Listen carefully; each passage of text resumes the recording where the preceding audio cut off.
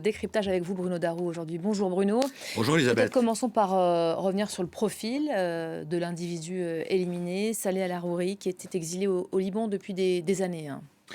Oui, en fait, Saleh Al-Arouri, qui était donc le numéro 2 du Hamas, est un combattant de longue date, évidemment, de ce mouvement. Il a passé plus de 15 ans dans les geôles israéliennes, comme d'autres, dont on va parler ensuite. Mais il a été libéré en 2010, à la condition expresse qu'il ne séjourne plus dans les territoires palestiniens. Il faut savoir que Saleh Al-Arouri, il est originaire de Cisjordanie, alors qu'en général, le Hamas est surtout implanté dans la bande de Gaza et que nombre de ses responsables sont issus de la bande de Gaza. Lui est originaire de Cisjordanie. Donc en tout cas, il ne pouvait plus, à sa sortie de prison, aller dans les territoires palestiniens. Donc il a été dans différents pays, notamment en Syrie, dans un ou deux autres pays de la région. Et puis, en 2018, il s'est réfugié donc au Liban, où il vivait évidemment depuis lors.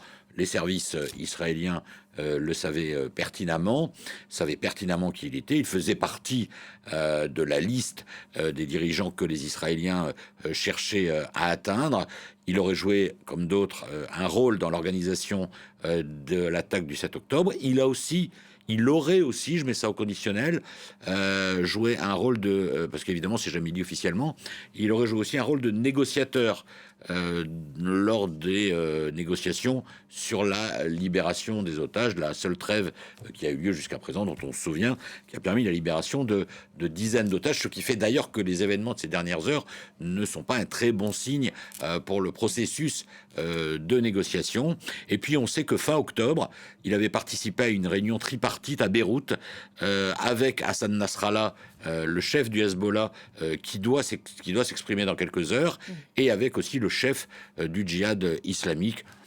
Voilà une réunion évidemment pour sans doute examiner les moyens de faire face à l'action qui a été décidée par Israël contre la bande de Gaza suite aux attaques du 7 octobre. Voilà qui était donc Salah al-Arouri, un homme éminemment important pour le Hamas. Le New York Times le qualifie d'ailleurs d'ambassadeur, une sorte d'ambassadeur du Hamas auprès du Hezbollah libanais, dont on attend donc ce soir, vous le disiez, la prise de parole de son chef Hassan Nasrallah, évidemment très attendu dans le contexte que l'on connaît, avec ses craintes, le risque d'embrasement qui n'a jamais été aussi réel depuis le 7 octobre. Alors, oui, alors d'abord concernant le Hezbollah, il y a eu un communiqué du Hezbollah qui a dit qu'évidemment ce crime ne restera pas impuni, voilà, et on attend maintenant, plus concrètement, effectivement, l'intervention de Hassan Nasrallah. Donc ça fait craindre effectivement un risque d'embrasement sur ce front nord qui est déjà de basse ou de moyenne intensité depuis le 7 octobre, avec des échanges de tirs entre le sud du Liban et le nord d'Israël, entre le Hezbollah et l'armée israélienne. Mais on sait très bien que cette région du sud Liban a toujours été un peu particulière.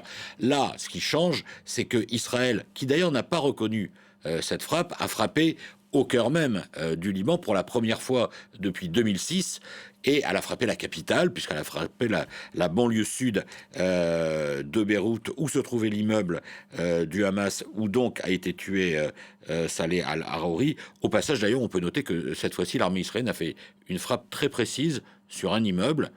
Il n'y a pas eu de dégâts collatéraux, voilà. Ce qui veut dire que on a l'impression que quand l'armée israélienne veut frapper très précisément, elle peut frapper très précisément. Je referme la parenthèse. Mais évidemment, Israël ne peut pas reconnaître cette action parce que sinon elle serait accusée effectivement c'est une armée, même si c'est des services qui ont effectué ça, d'un viol de souveraineté sur le Liban. Donc ça créerait un problème diplomatique. Vous avez déjà vu la réaction de l'ONU, la réaction du Premier ministre libanais. Donc elle ne va pas prendre ça à son compte, mais évidemment ça ne fait de doute pour personne. Donc il y a un risque d'embrasement parce que là c'est le Liban qui est touché. On va dire, pour rester un peu optimiste, que finalement ni l'armée israélienne ni même le Hezbollah n'ont intérêt à partir dans un véritable conflit. Donc a priori, il devrait y avoir peut-être une augmentation des échanges de tirs, c'est ce qu'il faut souhaiter en tout cas, et pas plus, mais dans la situation où on est, on ne peut rien exclure, Elisabeth. Et puis très rapidement aussi, risque d'embrasement ou d'accentuation de la tension en mer Rouge avec les rebelles Houthis, qui d'ailleurs C'est le ont cas ce matin, hein, attaqué, de nouvelles voilà, attaques il y a nous sont quelques signalées. heures, des navires commerciaux dans cet endroit hautement stratégique pour le commerce international. Et puis évidemment, risque de tension accentuée aussi en Syrie et en Irak contre les milices pro-iraniennes. Merci beaucoup Bruno. On va évidemment suivre avec beaucoup d'attention les principales déclarations du jour. Ce conflit